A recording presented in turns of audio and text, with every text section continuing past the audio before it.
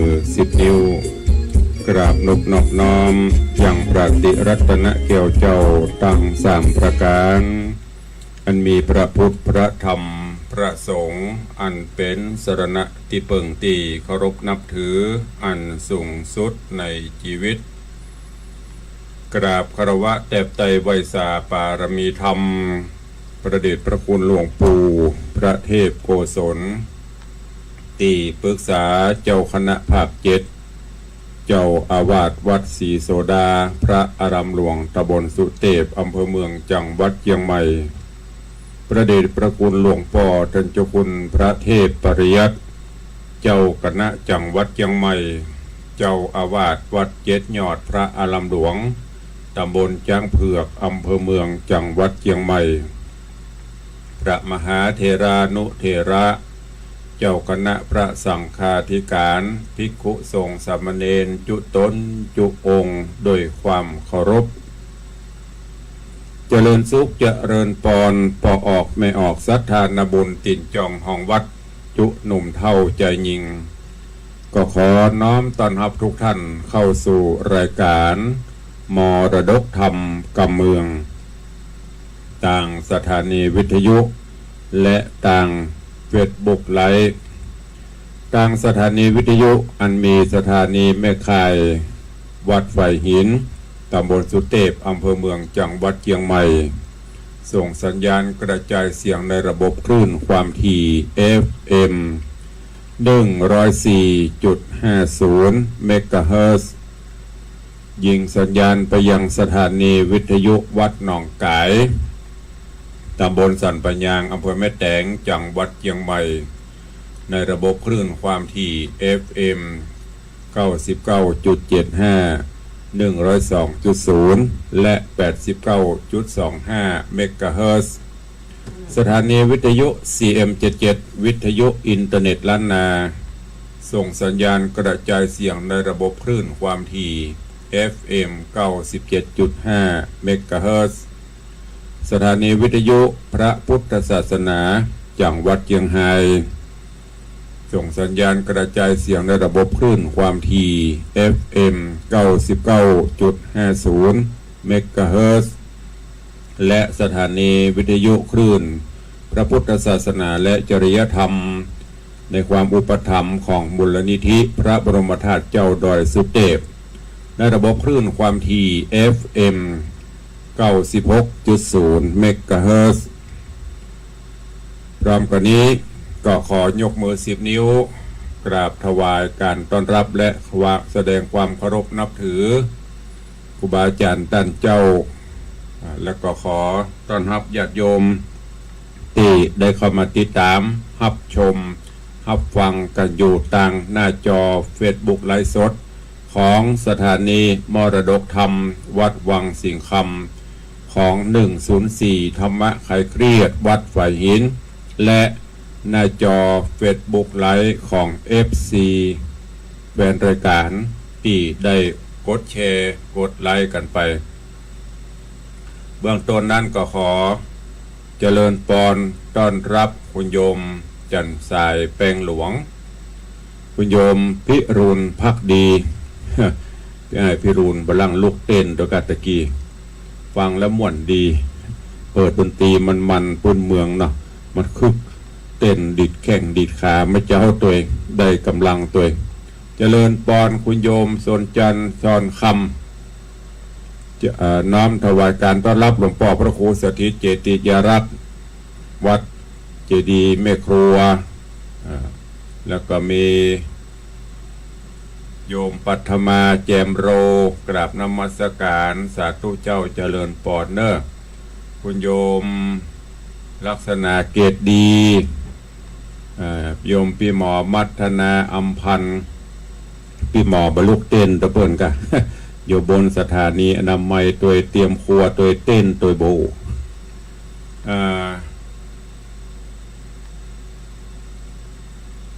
อันนี้อย่างบักก้าอ่านบ่ได้ภาษาอังกฤษกราบสาธุเจ้าโยมเพชรโยมพักกะอ่านพิษสุมาเนอะเจริญปอนโยมพินันจรันปิยจันกราบสาธุครับตุลุงสาธุ เจริญปอนต้อนรับโยมปอเลี้ยงธนวัฒน์แม่เลี้ยงทัดพิชาสุสิงคำเนอะน้อมกราบใบสายามเจ้าดีใจจะได้ฟังน้ำฟังธรรมขององค์สมเด็จพระสัมมาสัมพุทธเจ้าสาธุกับปอเลี้ยงตัวเนอะแล้วก็เจริญปอนแม่ครูเด็กหญิงเหรียญทองจันทีกราบไหว้สาเจ้าสาธุเจริญปอนแล้วก็มีอาจารย์ประสิทธิ์เก่งกาจโอ้สบายดีเนาะปนานเนาะวันนี้ยามเจ้าอากาศเย็นเข้ามาฟังน้ำฟังธรรมนำต้อนรับทุกท่านเนอะโดยความยินดีเป็นอย่างยิ่งแล้วก็มีแม่วิน้องแฮกเกอร์กำลังรับชมยังบอกว่าเตื้อโยมพี่สุปราณีรูมาก็กำลังเข้ามารับชมอยู่น้อมต้อนรับทุกท่านสู่รายการมรดกธรรมกับเมืองเนอะจากตุลุงในวังอาตมภาพพระครูวิสิทธิ์ศรีลาภรณ์เจ้าคณะตำบลประแดดเจ้าอาวาสวัดวังสิงห์คำตำบลประแดดอำเภอเมืองจังหวัดเชียงใหม่หรือตุลุงในวังเป็นผู้ดำเนินรายการก็นำเสียงธรรมะแบบปืนบ้านล้านนาในคลื่นสีขาวก็จะได้ฟังหลายตนพ่องตะกี้จบไปก็น้ำพระครูเปิดเตศเนี่ยบ่าวน้อยกินมุย บ่าวน้อยกินขวานวันนี้ตุลุงเอามาเตศประตกประเสียงละ ก็ฟังกันไปซ้ำนี้พ่องก็ไม่เป็นไร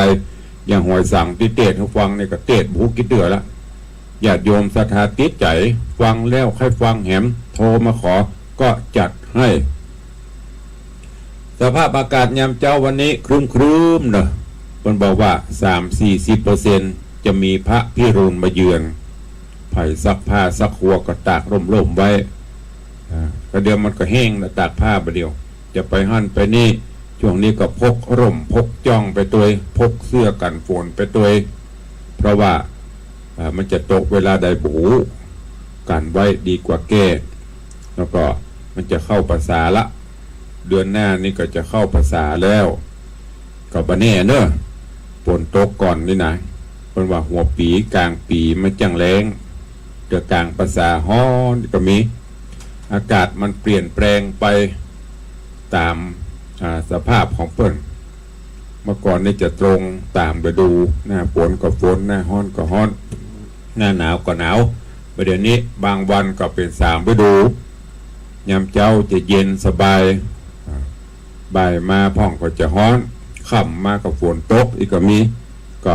ปรับตัวปรับให้เข้ากับสภาพเนอะที่สำคัญก็จะไปเครียดอย่างกับมันปลดปลงปล่อยวางลงไปพ่องอันไหนที่มันนักกับปลดโปร่งแหบลงพ่องทำตนทำตัวปฏิบัติตัวโดยการเอาน้ำทำคำสอนเข้ามาฉโลมเอาน้ำทำคำสอนเข้ามาประพฤติปฏิบัติก็จะทำให้สุขภาพจิตเฮาแจ่มใสเมื่อสุขภาพจิตเฮาแจ่มใสดีสุขภาพร่างกายก็จะดีจะงามจะอ้วนจะท้วนดีจะไร้โรคาพยาธิเนอะตรงกันข้ามถ้าจิตใจเศร้าหมองขุ่นมัวก็มีผลกระทบไปถึงร่างกายมันคนละเรื่องไม่ใช่กระตุลุงเรื่องเดียวกันนั่นถ้าใจเขาสบายอย่างพระเจ้าลูกมาสดชื่นแจ่มใสเย็นสบายเย็นอกเย็นใจนะเมื่อไงนี่กินข้าวกับน้ำพริกกะลำ กินอย่างกะลำเนี่ยคือถ้าเรากินข้าวลำน้ำลงร่างกายเขาก็อุดมสมบูรณ์ ตรงกันข้ามแจ้งมากับอารมณ์บูดจิตใจขุ่นมัวเศร้าหมองลาบก็ตึงบล้ำซาก็ตึงบล้ำ พอมับมันกินบลงฉะนั้นสำคัญก็คือจิตใจและถึงก็จิตใจเบิกบานแจ่มใสที่ใหญ่ตุลุงก็ต้องเอาน้ำธรรมคำสอนเอาฟังครูบาอาจารย์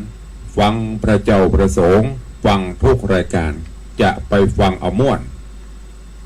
โอ้ม่วนมีสาระมันมีกุอย่างกุตนกุองค์กุเจ้าแต่ละตนนักจัดรายการแต่ละรูปกว่าที่เปิ้นจะออกอากาศเปิ้นก็ต้องสรรหาเลือกเฟ้นแล้วว่ามันจะมีประโยชน์ก็แต่ว่าเฮาผู้ฟังนะ จะไปฟังเอาม่วนจะไปฟังเป็นกบเท่าเฝ้าดอกบัวฟังแล้วม่วนมีสาระก็เก็บเอามาคิดพิจารณาจากคนที่เป็นคนขี้โขดขี้กี้ขี้มิ่งขี้เกียจก็เอาน้ำธรรมคำสอนเนี่ยดับลงพ่องจากที่จิตใจหรือว่าจากที่พฤติกรรมต่างๆที่เขาเคยปฏิบัติมาในตัวละครแต่ละเรื่องแต่ละตัวมันตรงกับเฮากับบ่ตรงกับเฮาอันเนี้ยพอฟังแล้วได้สาระใจตุเจ้าตัวใดมันก็ม่วนกุโตนนะ อีแม่ฟังกุโตนกุองอ่ะม่วนกุโตนอ่ะแต่สาระเฮาบ่ได้อันนี้ก็ฝากไว้กับทุกท่านเนอะตอนนี้ไปก็เจริญปอนเจิญทุกท่านติดตามรับฟังพระธรรมเทศนาปืนเมืองเหนือเรื่องสุวรรณหอยสังในผูกที่5ตอนที่2ต่อจากตะวา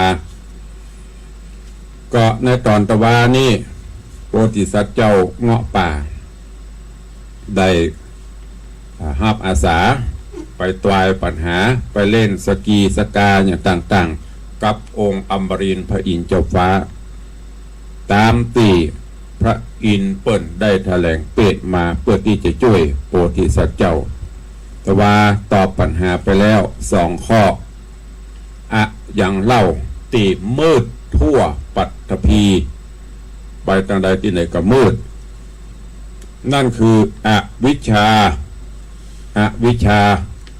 คือความบ่หูแล้วก็บ่ปรับปรุงบ่แก้ไขเอาอวิชชาความมืดบอดมาเป็นลักอันเนี้ยที่ตัวหลวงว่าฟังแล้วม่วนเนี่ยที่มันเป็นแก่นนี่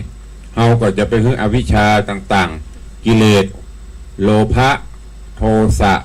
โมหะความโลภความโกรธความหลงมันมากัดกลุ่มลุมกินอกกินใจเฮาแจ้งมาถ้าสมมติโทสะคือความโกรธเข้ามาละมันหันอะไรอย่างมันถึงชอบ หันอะไรอย่างกระบะสะอกใจพวกว่าก็พยายามตัดมันออกไปถ้าบุคคลใดหรือที่ไหนมีอวิชชาเข้าครอบงำกิเลสตัณหาเข้าครอบงำที่นั่นแหละจะมืดมันถ้าว่า8ด้าน108คน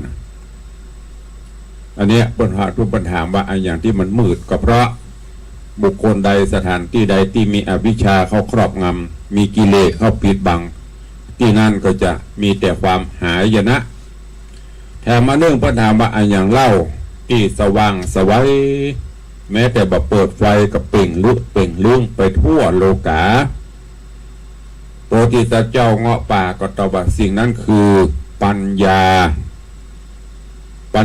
โลกัสมิงปัจโชโตแสงสว่างเสมอด้วยปัญญาบ่มีอันเนี้ยฟังและ2ข้อเนี่ยปะโตกินใจนะจะโคตรจะเกียด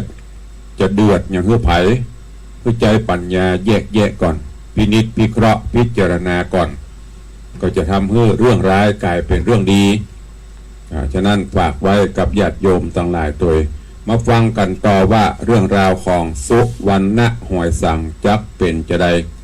เจิญทุกท่านตั้งอกตั้งใจฟังต่อไปหน้าณโอกาสบัดนี้ นะโมตัสสะภะคะวะโตอะระหะโตสัมมาสัมพุทธัสสะ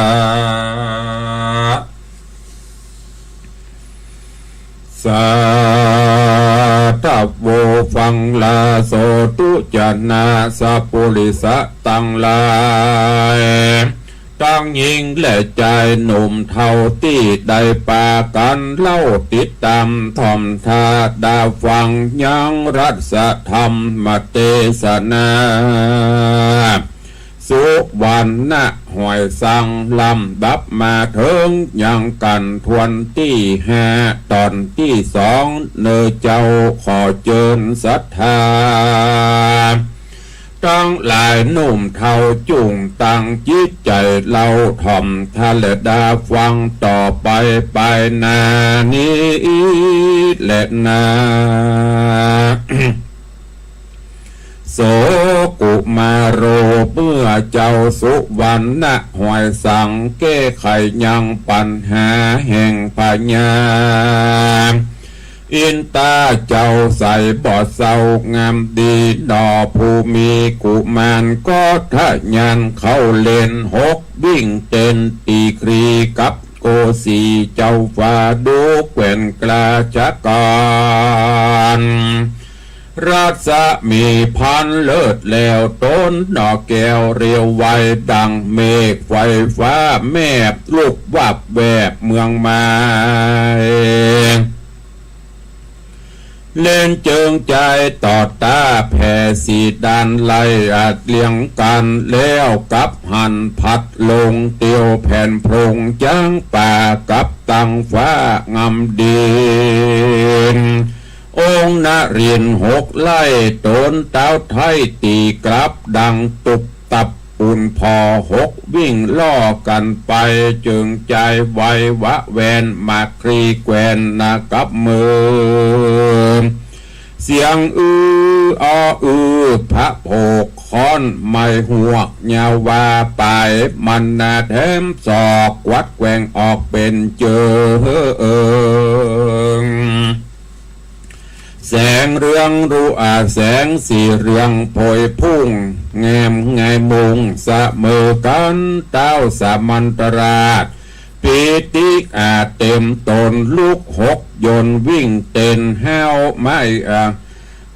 ม้เกณฑ์แผ่วแอวเนี้ยปากแล้วเป็นตาในลูกคาคนใด อีลาไปไหนมานี่จุงมาจี้หือกูป้อพอแล้วเต้าไทยนอตบมือยามเล่นตัวบนอากาศตบขาตนดังจะฉาดบานันลูกฮักราชกูโหนาใครหัวไปมาเหิดสู้จะอวดเสียงดังแล้วเรียกมายังแม่เจ้ามาเพเล่ามนทาลูกเขยเฮาลาลูกไล่อีล่าน้อยไปไหนมาไวต่างนี้ลองบอกยี่แถมกามตนเคยคำคนไหนแน่เมื่อกูป้อบอกเกลำชักกันพนันตีครีตึงบ่มีภัยสู้ได้คนมากใส่หลวงลายเทวดายายหยาดถอยนับอ่านรอยโคเทวพุทโธนับหมื่นโกดเสียงโอดลือนันเขาจากกันอวนเสียงเล่าร้วนกองเวหาอุปมาดังฟ้าห้องทุกผู้สองสาธุการยังกุมันหวยสั่งเป็นสัจจังเตี้ยงเต้ายามนั้นเล่าและอินตาเต้นไปมากวัดแกว่งปัดเข้าแหล่งหลุมครีเจ้าต่อตีคัดวาดกุมไม้กวาดตะลิงตะลายองค์อินผายตนลอ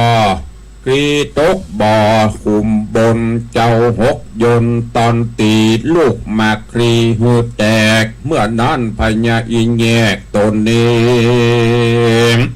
เสด็จลีลาขึ้นสู่โหนเมืองไปบนอากาศหยัวลิญาติหนีไปถึงที่อยู่ตาวัดอิงสาก็มิหันแลนาโศกันตัวเจ้าสุวรรณะหวยสังก็เสด็จลงยังอากาศยัวลิญาติเตียวมาด้วยลีลาองค์อาจปุณขญาติเกรงขามเหมือนเตียวตามแผ่นดินองค์ผู้มีเจียงเจ้าจริงเสด็จเข้ามาหายังพญาตนป้อและนางนอเต้ามนทา นางรจนาอยู่เฝ้ายามนั้นเล่าตนพ่อแม่หันเจ้าแต่ไกลมาจริงล้นไปหาหอบว่าพ่อบุญตุ้มมาจูบหัตถานนอแก้วปาขึ้นสู่แล้วห่อใจกับบัวไข่นอลานั่งเตรียมเจ้าฟ้าปิตา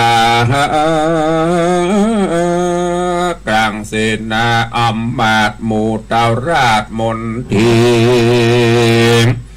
องค์ผู้มีเต่าไทยมือลูบไล่บัวตองลูกลาแล้วไม่นาจมเจยสององค์เลยลูกเต่า ออกปากเราจะขันด้วยประการต่างๆมากนักวันนั้นแลอาถาในการละยามนานฝูงจุมจันมวลหมู่อันนั่งอยู่หอใจจะกำไข่อวดอ้างสักเสริญเจ้าจ้างสุวรรณส่วนอาธรรมบูตเคย6 คนเลยเต้าเจ้าหันนอดเนาสุวรรณสะลีคิงปันวิลาศเหมือนดังจาดคำแดงเขานั่งแย่งพอเงอแล้ววายจะกันว่าพระสุวรรณตนนี้บ่เหมือนก่อนกี้เดิมมา บ่ล้างลาปอมแปกมีคนแทรกเข้ามาเพื่อหวังราชสมบัติเป็นกษัตริย์แตนป้อไอ้เงาะนั่นนาไอ้เงาะนั้นมามีอัตราตัวเหมือนผีเต้และนาเมื่อนั้นเจ้าสุวรรณะหอยสังวัจนังได้กำทวนทีจริงถามปี้เคยต่างหลายว่าดูราปีเก่าเมื่อป่อเจ้าลาจาง มีอาจญาสั่งใจฮือหมู่ไทยตั้งมวลเข้าสู่โหนป่าไม้เปื่อเสาะไส้กวางฟานแล้วไปพบปานข้าไทยใต้ห่มไม้เนื้อหินฝูงปี้ยินมอบเหือยังใบหูและเอาไว้เลขกวางใส่ขันวางฮือขาป้อยมาว่าบ่ใจเป็นคนใหม่ปอมมาดังเรือจ้าสันนี้จักบอกจีฮือหันเป็นมันขันแจงทีฮือมันตีกังคารถจัดนาเหยน้องไทยน้องจุ่งได้เอามาใบหูหนา6 เต้าโดยด่วนเฮาจับพรานคือคนหันจุนาว่าตัวคาปอมมาหรือเสียงพอซ่องเมื่อนางนาดน้อง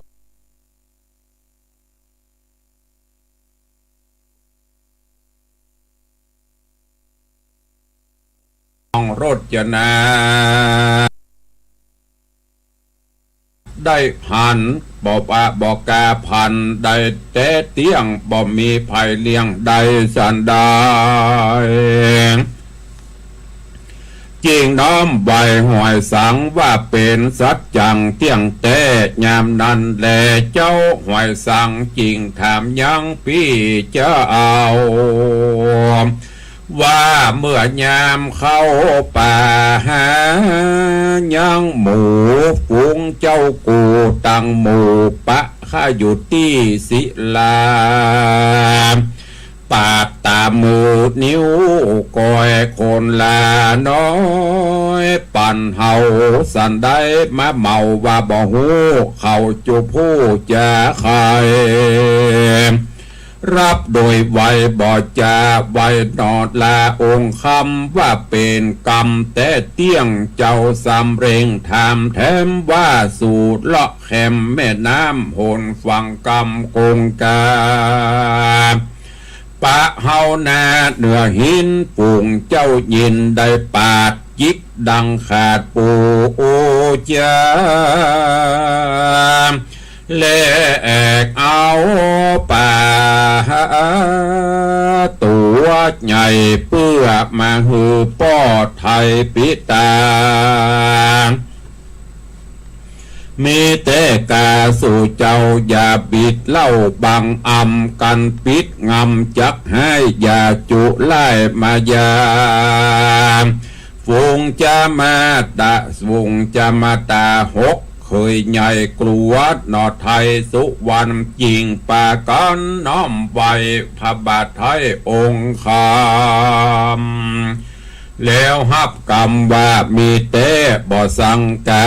เมื่อนั้นมหาสัจเจ้าจริงหือหนอเนารจนาเอามาอย่างใบหูแห่งเจ้ากูหกเต้าเมื่อยกแนวเล็กกว่างตามือดังออกหือไปนิ้วซื่อมาแปงแลกหมูแดงในป่าจิกดังกว่าเอามาฮือปัจจนราชดังอำมาตย์เสนาและองค์ปิตาป้อเจ้าตั้งนางนอดเนามาตาหูหันมาแจ้งเจตบ่มีเหตุสังกาเมื่อนานางนอดเนาเมียเจ้าฟ้าองค์คำเมียเจ้าฟ้าองค์คำเอามาตำหือพอตัดที่ต่อหน้าฝูงคนเขาตั้งมวลหูเน่ประจักษ์แก่ใจตนเจ้าสามนได้พอจริงปากหม้อจะทำเสียงดุคำลั่นกองตาพอจองหกเฮยว่าเฮยเฮยหมู่เมืองเลยจุไล่จะเบี่ยงบายว่าอินตายกปั่นมามอบขาจุไล่ละมาถวายหาความละอายบอดใดคนบุ่มใบปะลา กูจักใส่โตสานุโตดเฮนักโสดจุคนและหน้าเมื่อนานสุวรรณหอยสั่งจะเอาได้ยินป้อเจ้าปิตาจริงวันตาน้อมไว้ว่าขอป้อไทยคุณนาพระเชษฐาปีเก้าอันเข้าบวงบาทแห่งอำนาจโมหะหากได้ถลำไปแล้วขอป้อแก้วอดโทษข้าน้อยโสดขออภัยบดติดใจเอาโตดอดใจโพดเอาบนแด่เตนาเอวังราชาในเมื่อเจ้าสุวรรณหอยสังกล่าวกรรมเต้านานแล้วพระปิ่นเกี่ยวไข่จ๋าเกเสนาอำมาตย์อันอยู่บนผาสัตว์หอกคำโดยกำงามดีว่าอย่าได้มีประมาทลาสามีเมตตาผู้ยากสั่งวิภาคปั่นของตามตำนองแห่งผาดบ่ฮือขาดเสียสินพระโมนินสอนสั่งไว้จุงเหือใดกระทำปั้มเป็นกรรมฐานวิปัสสนาญาณเก่าห้องเมื่ออย่างของโลกาเพื่อฝ่ายหาศีลธรรมคารวะยำเท่าแก่มีพ่อแม่ครูบาอาจารย์ฝูงวงบานปีน้องอันเนื่องของโดยกันมีสัมพันธ์เป็นอยู่ตุกผู้กู้ประจาเผ่าปันธาเจือจาดตัวโลกธาตุสากลผัวเมียมวลลูกเต่าคบยำเล่ากันดี ก็หากจักมีสุขใดเมื่ออยู่ในโลกนี้ละจากนี้นีไปจักสุขใจยิ่งโยดพ้นจากโทษต่างพรานสุขสำลานต้องฟ้าเมื่อบุญเกกราก็จักฆ่าตัณหาอาวิชชาปูดขาดสุขเวลายิ่งกว่าสุขตั้งมวลบ่อยาจะแลนา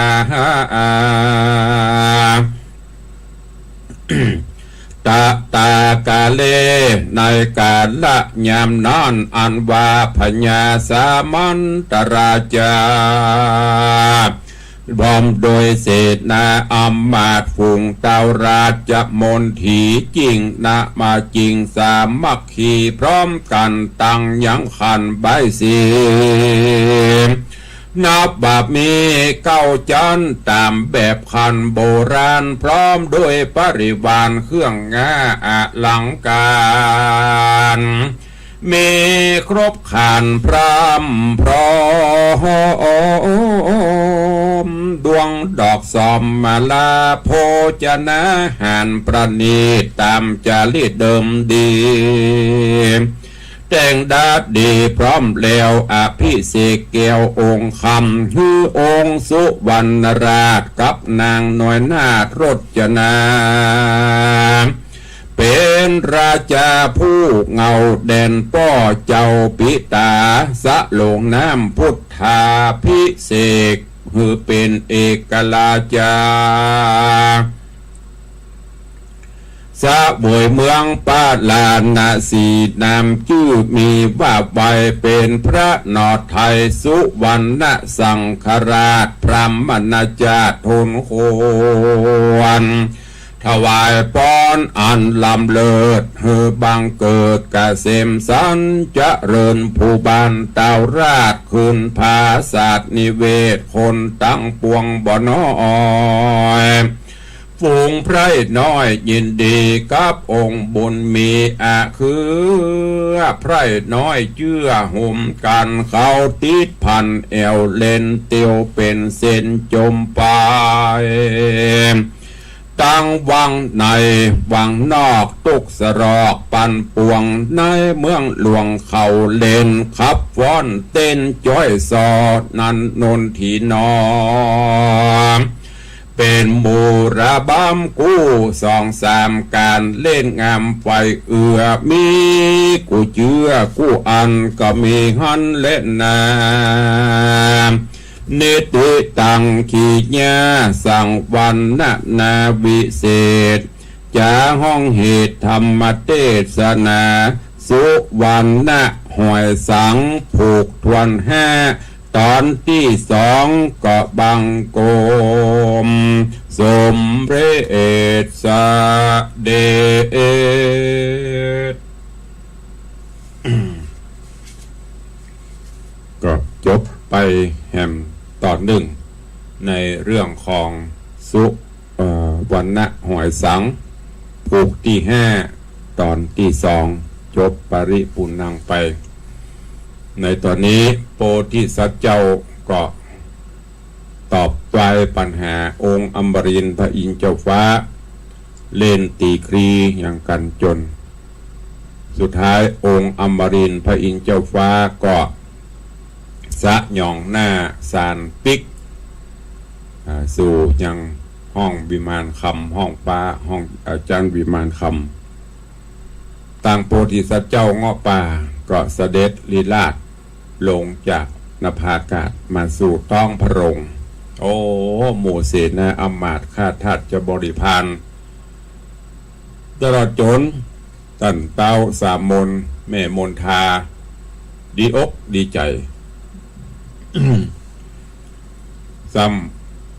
ำหันลีลาต่างๆของโพธิสัตว์เจ้าเงาะป่าเป็นตีละเมาเอาใจพอลงมาแล้วหมู่เคยถึง6 คนก็ยังบักพนห้องไว้ยังบ่เชื่อใจเตื้อกลัวว่าคงจะเป็นคนอื่นแถลงเปตมา เพราะลำพังเจ้าเงาะป่าคงบ่มีความสามารถอย่างอี เมื่อได้รับกรรมจะนี้จบประมาทจะนี้เงาะป่าก็เลยถามว่าแต่งมาจำกันบ่ได้เนาะก็ย้ำเมื่อตั้นเข้าป่าไปเสาะหมูไปเสาะกวางฟานไปเสาะป่าเฮากับปะกันอยู่แล้วตั้นอีหรอกเคยตึงหกกันคนว่าไปเลยบ่เคยหันเจ้าที่ไหนสักเตื้อคนเฮาตั้นทั้งหลายเมื่อมันแบบประโจนต่อหลักฐานมันตึงไปเชื่อมันตึงไปยอมรับสุดท้ายโปธิสัตว์เจ้าก็เอาเรื่องราวต่างๆที่ไปพบไปปะนับตั้งแต่ไปเสาะล่าเนื้อล่ากวางฟานก็เอาอย่างก็ตามือปาดตามือไปแลกเอาจากนั้นไปเสาะหมูไปเสาะหมูก็คือปาดตีนหูเฉือนตีนหูแลกเอาคนละน้อยละน้อยจากนั้นไปสุดท้ายไปเสาะป่าก็เอาจิกหูดังแลกเอาแต่บัดแตะคำนี้เป็นเงื้อกงังๆละมันจะเตะก็บังคับเนื้อกับดีเงาะป่าก็เลยบอกรจนาเอาหลักฐานออกมาเอามาคือพอตึงตามือตึงจิกหูดังตึงตีนหูเอามาคือพอกำนี้เคยตึง6 คนยอมจำนวนต่อหลักฐานเชื่อละว่าโอเป็นแท้ดังนั้นป้อพญางูจะอีปดโตสะขึ้นเป็นฟืนเป็นไฟโอ้โมนีทีแรกบอกในสู่ว่าองค์อมรินทร์พระอินทร์เจ้าฟ้ามอบมาฮื้อพิเจกะ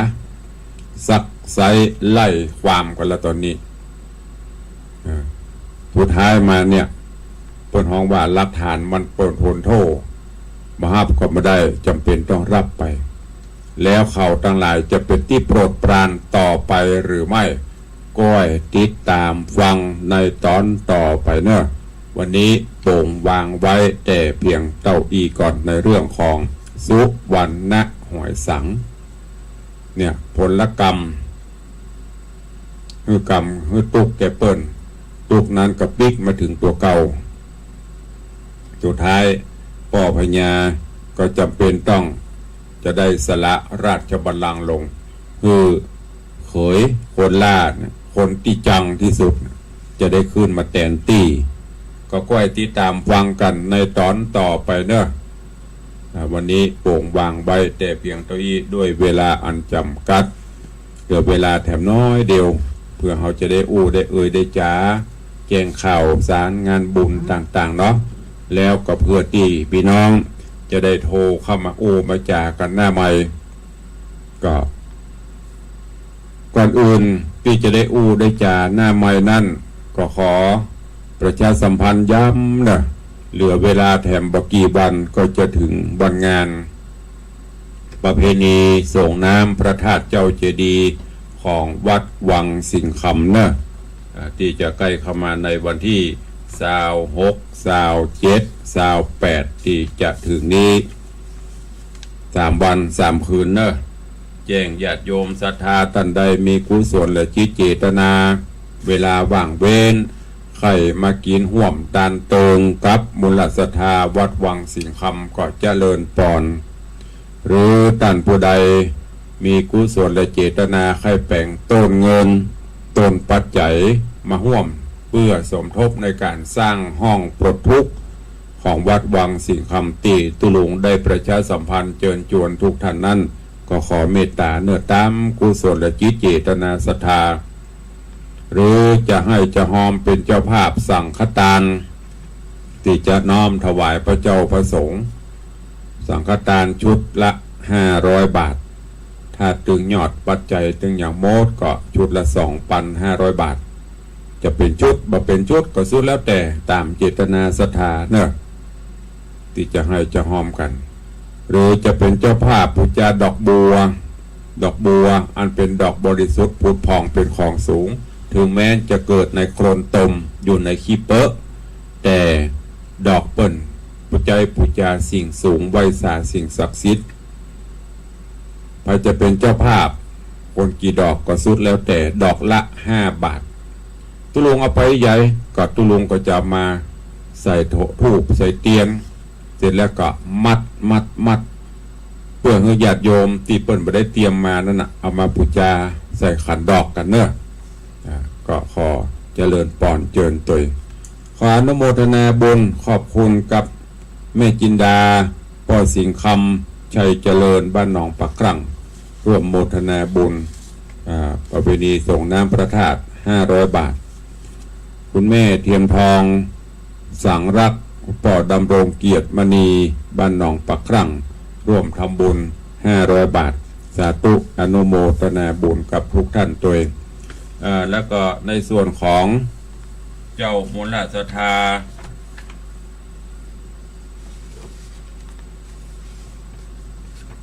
เจ้าศรัทธาดอกบัวที่เพิ่มเติมมาเนี่ยก็ขออนุโมทนาบุญโดยมีโยมแม่บัวไหลกันทิยะบ้านปากล่องป่าซางร่วมทำบุญ20 ดอกโยมแม่อำพรเสนาบ้านปากล่องป่าซาง20 ดอกโยมแม่ลำดวนใจงามสันปะค่าสันกระแปง80 ดอกโยมอารีสดับร่วมทำบุญ20 ดอกคุณโยมสุดาร่วมทำบุญ20 ดอกอันนี้เป็นมูลศรัทธาที่ผู้โยมผู้จาดอกไม้ดอกบัวเพิ่มเติมจากข่าวก่อนเนอะก็อนุโมทนาบุญยังฮับไปเรื่อยๆจนกว่าปุ่นวันที่24ก็จะไปเอาไปฮับแล้วก็25ช่วยกันมัด26ญาติโยมศรัทธามาก็จะได้ผู้โยมผู้จาใส่กันเนอะก็แจ้งให้ทุกท่านได้โมทนาสาธุรับทราบโดยในส่วนของการสร้างห้องน้ำก็มีหลายท่านร่วมทำบุญบดินกีกระเบื้องก็กล่องละ500 บาทดินกีก้อนละ2 บาทตอนนี้ที่จะเข้าสู่ช่วงต่อไปก็คือกระเบื้องหลังจากที่ฉาบเสร็จโบกเสร็จก็จะเริ่มติดกระเบื้องเนอะท่านผู้ใดจะห่วมกินห่วมตานตามเจตนาศรัทธาได้เอาละเนาะเข้าสู่โหมดต้ารายการเหลือเวลาแถมประมาณ 6-7 นาทีก็จะได้ได้จ๋าสนทนาตักตายกับพี่น้องศรัทธานาบุญที่ฟังอยู่ต่างบ้านต่างจองต่างสถานีวิทยุทุกคลื่นเพื่อที่จะได้แจ้งผลการรับฟังเข้ามาก็เจริญปอนเนอะใครจะจะจะจ่ากับตุลุงก็เข้ามาได้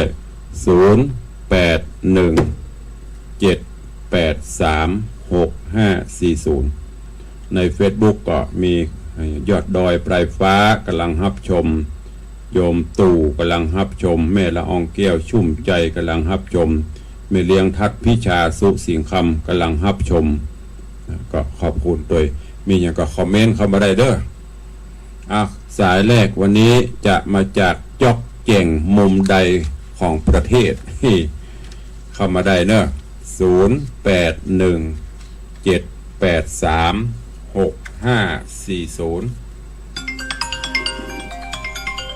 เจริญปอนแม่เลี้ยงจ้านมัสการเจ้าฟังอยู่เด้อโทรเป็นกำลังใจเด้อขอบคุณนะแม่สิเตเจ้าฟังขอบคุณผอ104ตัวนะเจ้าคุณปกปักรักษาทางทั้ง2ตัวนะเจ้าขอบคุณมากๆค่ะสวัสดีค่ะโทรเป็นกำลังใจให้นะเจ้าสวัสดีค่ะจ้าโตมีตึงค่ามีตึงเจ้าเจริญปอนสาธุอนุโมทนาเสียงเจียวๆจากกู้บุญบารมีปเลี้ยงแม่เลี้ยงทัดพิชาสุสิงคำใครจะตัวเป็นสายที่2วันนี้จะลองเช็คพอ1สายแม่เลี้ยงทัดพิชาสายที่2จากทางใดเข้ามาได้เหลือเวลาแถม 3-4 นาทีก็จะหมดละสายที่2แม่ปั่นมีงานเจริญปอนพระครูฟังอยู่แน่สาธุแม่เนอสองเจ้าก่อนขอสมาภัยเดี๋ยววิทยุอ่อนชื่อใหม่มันโลไปเล่นไหนก็ได้ฟังไหนก็ มือเดี๋ยววางโทรศัพท์ไปปิดวิทยุโทรศัพท์มันเป็นปัญหาหายไปอ่ะไม่เป็นไรมาภัยเดินนะเจ้าสาธุเจริญปอนพี่หมอมัทนาอัมพันธ์กับไว้สายข้าวท่านพระครูฟังอยู่นะเจ้านึกว่าลูกเต้นแต่เปิ้นหยับบนอนามัยอีกอยู่บ้านพักค่ะอยู่บ้านเก่าๆเวลาค่ะบ่เต้นแต่เปิ้นก็ดนตรีมันเดี๋ยวเข้ามาได้เจ้าสาธุเนอะพี่หมอเนอะกำลังใจท่านพระครูนะเจ้าสาธุเจริญปอนขอบคุณพี่หมอมัทนาอัมพันธ์เจ้าหน้าที่รพสตหัวหน้าเจ้าที่หัวหน้าสถาบันกับประกอบห้องสถานีอนามัยสายที่ 4เด็กหญิงจันคำแสงบุญว่าฮัลโหลมาแล้วบริษัทเจ้าว่าจะได้เจ้าอันฟีเหมือนหน้าเต็มจังอันที่อันเนี่ยอันยังก็อันนั้นอันยังก็อันนั้นหน้าเต็มดิถ้าเต้นก็เต้นเนอะสาธุอนุโมทนาบุญเนอะเจ้าสาธุเจ้าสายที่ 5จะเริ่มตอนเอาดอกบัวเอาดอกเจ้าแม่อย่างก็แม่จำนงเขื่อนคุ้มจำนงเขื่อนคุ้มดอกบัวเท่าไหร่5 ดอกเนาะ20 ดอก20 ดอก100 บาทแล้วก็จะเอาไป100แล้วก็เป็นทูบเป็นเทียนนะไม่ช่วยดอกบัวจะโอนปัจจัยไป200เจ้าสาธุอนุโมทนาเนอะบุญรักษาขอบคุณอนุโมทนา